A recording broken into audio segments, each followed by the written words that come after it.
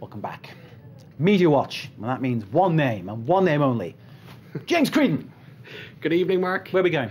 All right, well, I wanted to start with... I was going to start with Jeremy Paxman, who's been creating quite the storm in the UK, because he had an interview yesterday on Newsnight with Chloe Smith. Now, I'm not sure how we can illustrate this. Let me contextualise this. Newsnight is the BBC's kind of flagship, sort of very serious current affairs programme that goes out in the evening. It's kind of a reflection on the day's events. That's right. And Paxman has hosted this for many years, and he has a reputation as a bit of a tough guy. A bit of a pugilistic kind of interviewer, yeah? He basically hit her really, really hard. This is Chloe Smith. Metaphorically. Well, that's right. Yeah.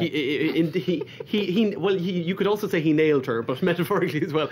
Across the board, it was a very, very tough interview, and he gave her a particularly tough time. This is about U-turns in tax hikes in the UK, and she came out having to defend a policy that she'd only just learned about that day, i.e. a U-turn on that policy. In any case, it's been dominating a lot of the coverage in the British media, and with advice on how she could have turned it around. Now, I wanted to play an excerpt, but I'm not sure if we have that for you. Do we have that excerpt? Let's try it. Okay, so we will have an excerpt in a second, but just to say, the British media was giving all these tips on how she could have turned it around, how she could have sort of saved herself in this awful media moment. So let's take a listen at how he, I suppose, nailed her. Well, Chloe Smith, the Treasury Minister, is here with us. When were you told of this change of plan? So when were you told? And you can't even tell me when you were told what the change of policy was. Do you ever wake up in the morning and think, my God, what am I going to be told today? You ever think you're incompetent? I think it's valuable to help real people in this way, and I do think that is valued by people who drive. OK, Chloe Smith, Now, that is what you call being Paxman. Jeremy Paxman there, well, he's like a dog with a bone. That's it. He's an exceptionally good presenter, exceptionally good journalist. That's right. Do you ever think you are incompetent? It's quite a tough one to answer, I suppose. What can you say, really? Only who would you put that one to?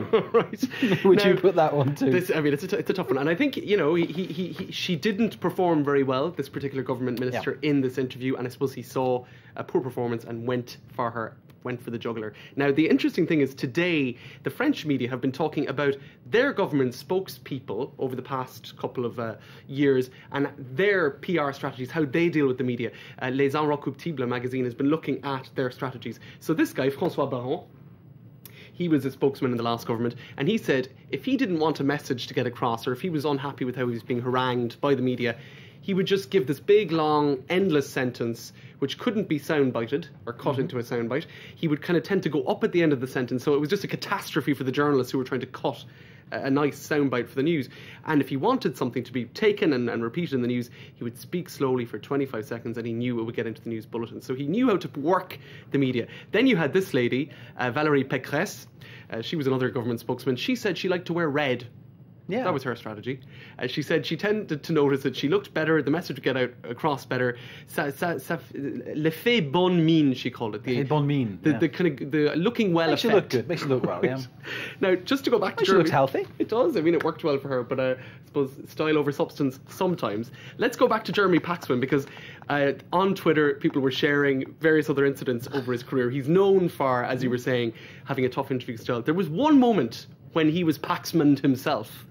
This was by a Welsh economist for Plaid Cymru, which is the separatist party in Wales. Plaid Cymru. Plaid Cymru, thank you. Thank you. That's my Welsh roots. Let's take a listen to how he played Paxman. You want this? This is the one, yeah, I'll give you that, sure. 115% of the UK average, correct? No, it isn't. Well, 115%. There are thousands of statistics here. No, well, do your homework. We're looking at I have done my homework. Right, I will go Well, you're picking me up on numbers, so I'm telling you it's 115% of the UK average in London, 112% in Wales. Well, I don't have that chart in front of me. Well, you ought to have it in front of you if you've done your homework.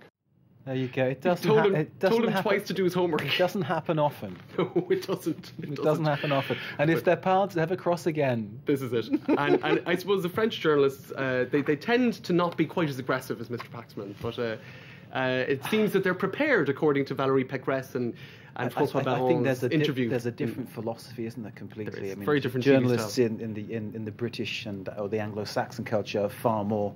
They're a bit more go for it, yeah, exactly. Yeah, the French are more intellectual. That's nice to say. James.